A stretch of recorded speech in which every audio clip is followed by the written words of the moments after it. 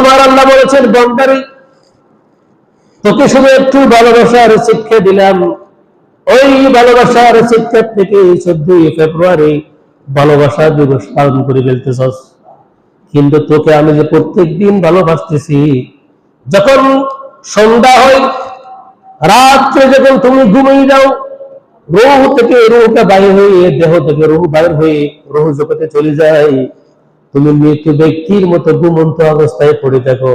বান্দা তোমাকে ভালোবেসে আমি সুবহ সাদিক যখন হই, রূহটা আবার তোমার কলবের মধ্যে দিয়ে দিই। সুবহানাল্লাহ।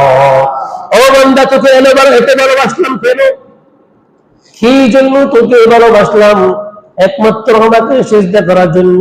আমানুর কাউ ওয়াসজুদু ওয়াবুদু রাব্বাকুম, আমার ইবাদত করার জন্য, আমার গোলামি করার জন্য, আমার ডাকে সাড়া দেওয়ার জন্য আমি তোমাকে শুধু ভালোবাসলাম। সুবহানাল্লাহ।